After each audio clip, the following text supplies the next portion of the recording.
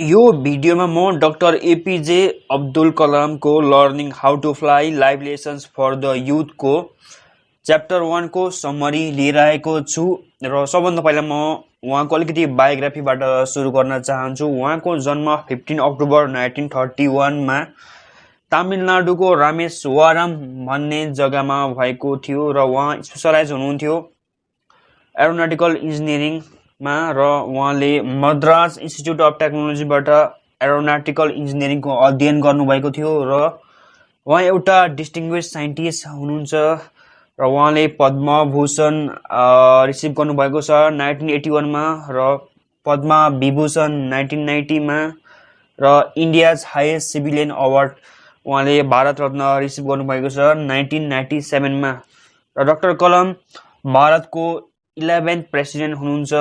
उहाँको कन्ट्रिब्युसनले गर्दा नै भारत एउटा डेभलप नेसनमा पुग्न सफल भएको छ र उहाँको फर्स्ट च्याप्टर उहाँले सुरु गर्नुभएको छ। उहाँले स्टुडेन्ट र टिचरलाई सम्बोधन गर्दै उहाँले आफ्नो फ्यु थट्सहरू सेयर गर्न चाहनुहुन्छ कि हामीले आफ्नो जिन्दगीमा आफ्नो लक्ष्य गोल्सलाई हामीले कसरी एचिभ गर्ने भनेर उहाँले सम प्रुभन स्टेप्स दिनुभएको छ। त्यो रहेको छ हामीले आफ्नो जीवनमा 20 वर्ष हुनुभन्दा अगाडि नै हामीले आफ्नो लक्ष्यलाई बनाइसक्नुपर्छ, हामीले आफ्नो लक्ष्यलाई डिसाइड गर्नुपर्छ भनेर उहाँले भन्नुभएको छ र अर्को हामीले आफ्नो जीवनमा नलेजलाई कन्टिन्युअसली एक्वायर गर्नुपर्छ आफ्नो लक्ष्यलाई पाउनको लागि र हामीले वर्क हार्ड गर्नुपर्छ र कन्टिन्युअसली हामीले आफ्नो समस्यासँग लडेर हामी आफ्नो जीवनमा सक्सिड हुनुपर्छ र उहाँले एउटा famous verse I will fly यहाँनिर दिनुभएको छ।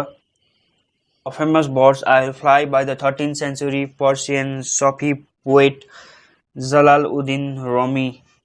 I am born with potential, I am born with goodness and trust, I am born with ideas and dreams, I am born with greatness, I am born with confidence, I am born with wings, so I am not meant for crawling, I have wings, I will fly and fly. र उहाँले यहाँनिर भन्नुभएको छ young friends education मात्र एउटा यस्तो खालको instrument हो जुनले चाहिँ हामीलाई that gives you wings to fly, त्यसले चाहिँ हामीलाई एउटा पखेटा दिन्छ उड्नको लागि। र उहाँले एउटा भन्नुभएको छ कि हाम्रो सबकन्सियस माइन्डले जे भन्छ हामी त्यही हुन्छौँ भनेर। आई विल विन भन्यो भने हामी आफ्नो लक्ष्यमा पुग्न सक्छौँ र यो रियालिटी पनि हुन सक्छ भनेर उहाँले भन्नुभएको छ। र हामी यहाँनिर सबैकोमा विङ्स अफ फायर हुन्छ, त्यसले चाहिँ त्यो विङ्स अफ फायरले चाहिँ नलेजको लागि डाइरेक्सन दिन्छ र हामीलाई ठुलो मान्छे बनाउन मद्दत गर्छ, जस्तै doctors, engineers, scientist, teachers, political leaders, bureaucrats र डिप्लोमेट्स। र हामी यही विङ्स अफ फायरबाट नै हामी मुनमा पुग्न सकिन्छ, मार्समा पनि पुग्न सकिन्छ र मान्छेले जे आफ्नो जीवनमा लक्ष्य बनाउँछ, सिद्धान्त बनाउँछ त्यहाँनिर मानिस पुग्न सफल हुन्छ। र उहाँले यहाँनिर भन्नुभएको छ जब हामी इलेक्ट्रिक बल्ब्स देखिन्छ हाम्रो दिमागमा कसको थट आउँछ भन्दाखेरि चाहिँ इन्भेन्टर थमस एल्भा एडिसनको हाम्रो दिमागमा थट आउँछ। उहाँले इलेक्ट्रिक बल्ब र इलेक्ट्रिक लाइटिङ सिस्टमलाई उहाँले बनाउनु भएको थियो र उहाँले अर्को इक्जाम्पल दिनुभएको छ जब हामी एरोप्लेन्सको हामीले आवाज सुनिन्छ त्यतिखेर हामी कसको बारेमा सोच्छौँ, उहाँले भन्नुभएको छ द राइट ब्रदर्सले प्रुभ गरेका थिए कि मान्छे उड्न पनि सक्छ भनेर। र उहाँले यहाँनिर भन्नुभएको छ कि टेलिफोन भन्ने बित्तिकै हामी कसलाई सम्झिन्छौँ, एलेक्जेन्डर ग्राहम बेल। र उहाँले यहाँ भन्नुभएको छ जब मानिसहरूले कन्सिडर गर्थे सी ट्राभल चाहिँ एउटा एक्सपिरियन्सको रूपमा र एउटा यात्रा मात्रै हुनसक्छ भनेर 1 पर्सन थिए अरे जसले चाहिँ आफ्नो यात्राको समयमा उनले अब्जर्भ गरे अरे कि युकेदेखि इन्डियासम्मको यात्रामा उहाँले अब्जर्भ गरे अरे कि किन चाहिँ why the horizon where the sky and sea meet look like, किन चाहिँ हराइजनमा चाहिँ जहाँ चाहिँ स्काई र सी चाहिँ ब्लू देखा पर्छ भनेर उहाँले भन्नुभयो अरे। र उहाँले रिसर्च गरेर चाहिँ त्यसको रिजल्टमा निस्क्यो अरे the discovery of the phenomena of scattering of light भनेर रिसर्चमा परिणत भयो अरे। र यो रिसर्च गर्ने चाहिँ को हुनुहुन्थ्यो भन्दाखेरि चाहिँ सर सीवी रामन, र उहाँले नोबल प्राइज अवार्ड पनि जित्नु भएको थियो र उहाँले एउटा इन्डियन म्याथमेटिक्सको इक्जाम्पल दिनुभएको छ जसकोमा चाहिँ कुनै पनि फर्मल एडुकेसन थिएन, तर पनि उहाँकोमा एउटा इनएग्जस्टिबल स्पिरिट थियो आफ्नो म्याथमेटिक्सपट्टिको अध्ययनको लागि। म्याथमेटिक्सप्रतिको मायामा थियो उहाँपट्टि, र उहाँले एउटा यही रुचि उहाँलाई एउटा बाटोमा पुर्यायो कि उहाँले म्याथमेटिकल रिसर्चको लागि धेरै कन्ट्रिब्युट गर्नुभयो, र त्यो कन्ट्रिब्युसन अहिले पनि धेरै सिरियस स्टडीपट्टि छ। त्यो कन्ट्रिब्युसनले गर्दा अहिले यहाँ धेरै सिरियस स्टडी भइरहेको छ, र अहिले पनि संसारभरिका म्याथमेटिक्सहरू यो फर्मल प्रुफ्सको लागि इन्गेज भइरहेको छन्। र उहाँ चाहिँ एउटा जिनियस हुनुहुन्थ्यो जसले चाहिँ केम्ब्रिज म्याथमेटिक्सन प्रोफेसरको हार्ट मुटु बिलाउन पनि सफल हुनुभएको थियो। Cambridge mathematics professor J.S. Hardy हुनुहुन्थ्यो, र यो भनिन्छ कि प्रोफेसर हार्डीले चाहिँ ग्रेट म्याथमेटिक्सलाई डिस्कभर गरे इन नम्बर थ्योरीमा, र श्रीनिवासन रामानुजनको जिनियसलाई चाहिँ J.S. हार्डीले वर्ल्डमा चिनाउनु भएको थियो। र उहाँले यो च्याप्टरमा भन्नुभएको छ कलाम साहबले कि सबै ग्रेट जिनियस पिपलहरू नलेजको लागि भोका थिए र उनीहरूको नाम जिन्दगीभर अमर रह्यो। र उहाँले यो च्याप्टरमा भन्नुभएको छ कि उहाँले जीवनमा 21.5 मिलियन युथलाई भेट्नुभएको थियो, र मिटिङहरूमा धेरैवटा इन्टरेक्सनमा, र उहाँले जान्नुभयो कि every youth wants to be unique, सबै युथहरू युनिक हुन चाहन्छन्, you can only be you. तर उहाँले भन्नुभएको छ संसारभरिमै सबै आफ्नो आफ्नो काममा बेस दिइरहेको छन् day and night to make you just like everybody is, कोही न कोही जस्तो हुनको लागि। यहाँले उहाँले इक्जाम्पल भन्नुभएको छ कि एट होममा हामीलाई हाम्रो घरमा पेरेन्टले भन्छन् कि नेबर्सको चिल्ड्रन जस्तै हामी राम्रो पढ्नुपर्छ, राम्रो मार्क्स ल्याउनुपर्छ भनेर। जब हामी स्कुल गइन्छ त्यतिखेर टिचरले भन्छ कि हामी आफ्नो क्लासको टप 5मा किन आउँदैनौँ भनेर उहाँ टिचरले भन्नुहुन्छ भनेर भन्छ। जहाँ पनि जान्छौँ जसले पनि हामीलाई भन्छ कि हामी कोही न कोही जस्तो हुनुपर्छ भनेर इक्जाम्पल हामीलाई दिन्छ। तर उहाँले भन्नुभएको छ but young friends I know that all of you would like to be unique yourself, हामी चाहन्छौँ कि हामी आफूलाई नै युनिक हुन चाहन्छौँ। र उहाँले यो च्याप्टर 5 को लास्ट प्याराग्राफमा भन्नुभएको छ कि हामीले आफ्नो जीवनको लार्डेस्ट ब्याटललाई हामीले फाइट गर्नुपर्छ, र हामी तबसम्म आफ्नो फाइटलाई स्टप गर्नु हुँदैन तबसम्म हामी आफ्नो लक्ष्यलाई पाउन सकिँदैन, आफ्नो मन्जिललाई आफ्नो सिद्धान्तलाई हामीले पाउन सकिँदैन। र यो मन्जिलसँग लड्नको लागि चाहिँ, यो ब्याटलसँग लड्नको लागि चाहिँ हामीले के गर्नुपर्छ भनेर उहाँले भन्नुभएको छ कि हामीले आफ्नो जीवनमा ठुलो एम राख्नुपर्छ, र कन्टिन्युसली एक्वायर नलेज, हामीले नलेजलाई कन्टिन्युसली एक्वायर गर्नुपर्छ, र हामीले आफ्नो कामप्रति एकदम फोकस रहेर हामीले काम गरिरहनुपर्छ भनेर उहाँले भन्नुभएको छ। अनि मात्र हामीले जीवनमा ग्रेट एचिभमेन्ट पाइन्छ भनेर भन्नुभएको छ। र उहाँले भन्नुभएको छ च्याप्टर 5 को लास्ट प्याराग्राफमा कि हामीले स्कुलमा एउटा राम्रो साथी पाइन्छ। त्यो साथी चाहिँ को हो भन्दाखेरि चाहिँ को हो, र त्यो साथीले हामीलाई सधैँ साथ दिन्छ, त्यो को हो भन्दा चाहिँ त्यो साथी चाहिँ हो नलेज। र उहाँले चाहिँ यहाँनिर नलेज इक्वेसन दिनुभएको छ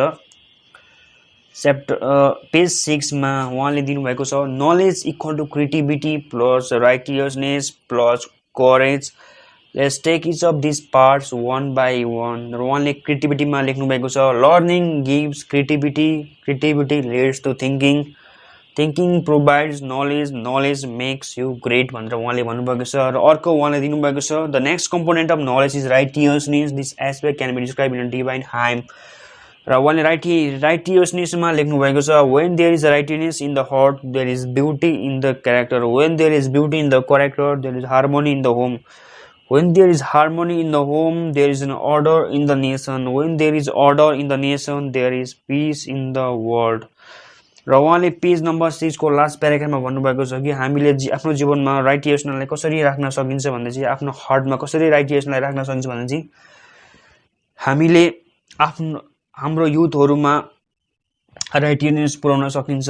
उनीहरुको हार्टमा कसरी भन्दा चाहिँ मदर फादर र थर्डमा स्कुलको टिचरबाट, प्राइमेरी स्कुल टिचरबाट चाहिँ हामीले युथहरुलाई राइटियसनेस उनीहरुको मुटुसम्म हामीले पुर्याउन सकिन्छ भनेर उहाँले भन्नुभएको छ। र उहाँले थर्ड कम्पोनेन्ट इज करेज भन्नुभएको छ। र उहाँले डिफाइन गर्नुभएको छ courage to think differently, courage to invent, courage to travel into an unexplored path, courage to discover the impossible, courage to combat the problems and succeed, and the are the unique qualities of the youth. As a youth of my nation, I will work with courage to achieve success in all the mission. र उहाँले भन्नुभएको छ where will knowledge come from, knowledge कहाँबाट आउँछ भनेर उहाँले भन्नुभएको छ र उहाँले डिफाइन गर्नुभएको छ knowledge can be found at होममा, घरमा पनि पाइन्छ अरे, इन गुड बुक्समा पाइन्छ अरे, फ्रम टिचर्सबाट पाइन्छ अरे, एन्ड फ्रम इनरिचिङ लर्निङ इन्भाइरोमेन्टबाट पनि हामीले पाइन्छ भनेर भन्नुभएको छ। र नलेज हामीले कोही गुड ह्युमन बिङ्सको कन्ट्याक्टबाट पनि हामीले पाइन्छ। र when school teach student use their knowledge, यहाँ भन्नुभएको छ उहाँले जब चाहिँ स्कुलले चाहिँ स्टुडेन्टलाई टिच गर्छ अरे कि हामीले नलेज लिनुपर्छ, त्यो नलेजलाई हामीले के दिन्छ अरे भन्दा चाहिँ क्रिएटिभिटी, राइटियसनेस एन्ड करेज, र त्यहीबाट हामीले large number of empower and enlighten citizen हामीले आफ्नो देशमा बनाउन सकिन्छ। र यसबाट नै हाम्रो देशको इन्डिभिजुअलको ग्रोथ हुन्छ, growth of the family, growth of nation and promotion of piece in the world.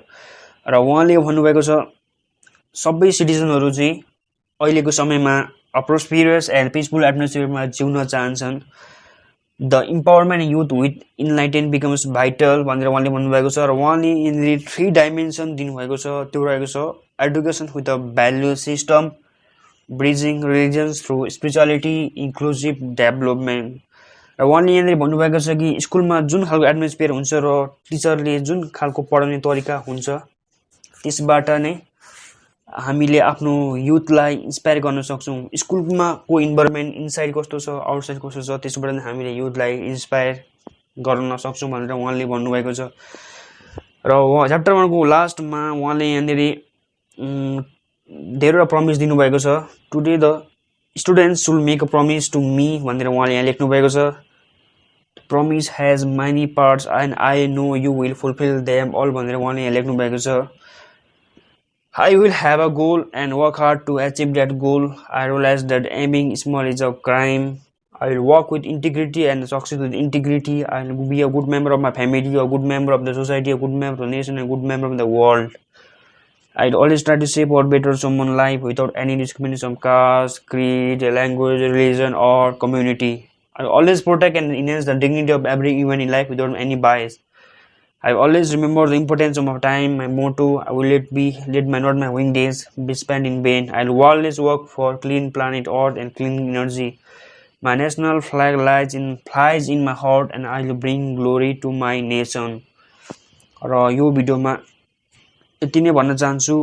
अर्को भिडियोमा म च्याप्टर 2 लिएर आउँदैछु, च्याप्टर 2 को समरी, र यो किताबको म सबै तपाईहरुलाई समरी बुझाउने छु।